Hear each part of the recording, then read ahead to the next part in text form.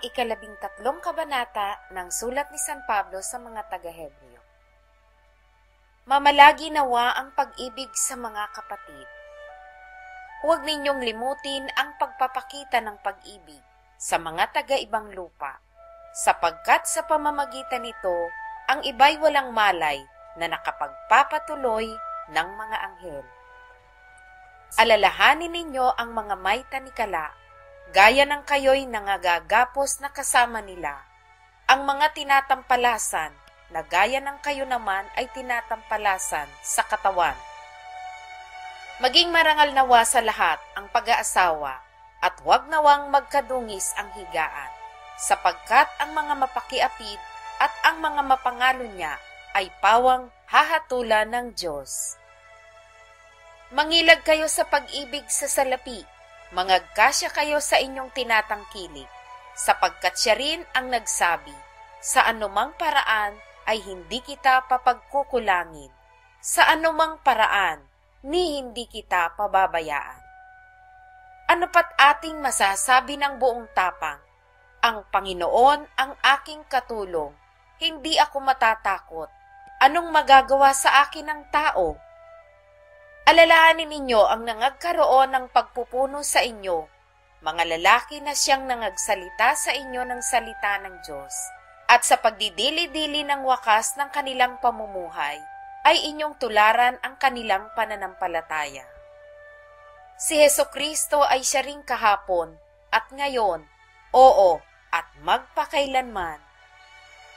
Huwag nga kayong padala sa mga turong sari-sari at di kilala, sapagkat mabuti na ang puso ay patibayin sa pamamagitan ng biyaya, hindi sa pamamagitan ng mga pagkain na di pinakikinabangan ng mga nag-abala sa kanila.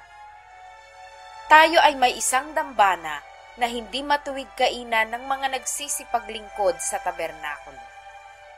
Sapagkat ang mga katawan ng mga hayop na ang mga dugo'y dinala ng dakilang saserdote sa dakong banal na handog na patungkol sa kasalanan ay sinusunog sa labas ng kampamento. Kaya naman si Jesus, upang mapaging banal sa pamamagitan ng kanilang sariling dugo ang bayan, ay nagbata sa labas ng pintuan. Atin nga siyang labasin sa labas ng kampamento, na dalhin natin ang kanyang pagkadusta, sapagkat dito'y wala tayong bayan na namamalagi, ngunit hinahanap natin ang bayan na darating. Sa pamamagitan nga niya, ay maghandog tayong palagi ng hain ng pagpupuri sa Diyos, sa makatwid baga ay ng bunga ng mga labi na nagpapahayag ng kanyang pangalan. Datapwat ang paggawa ng mabuti at ang pag-abuloy ay huwag ninyong kalimutan, sapagkat sa mga gayong hain, ang Diyos ay totoong nalulugod.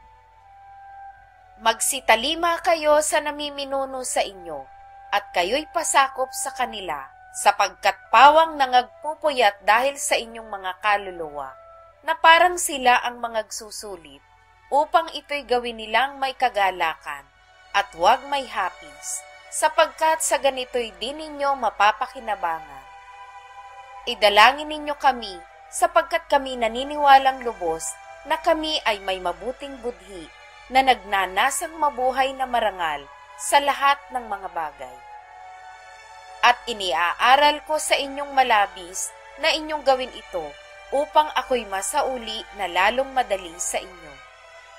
Ngayon ang Diyos ng kapayapaan na muling nagdala mula sa mga patay sa dakilang pastor ng mga tupa sa pamamagitan ng dugo ng walang hanggang tipan, sa makatwid bagay ang Panginoon nating si Jesus, ay pakasakdalinawa niya kayo sa bawat mabuting gawa, upang gawin ang kanyang kalooban, na gawin sa atin ang nakalulugod sa paningin niya, sa pamamagitan ni Hesukristo, na mapasa kanya nawa ang kalwalhatian, magpakailanman siya nawa.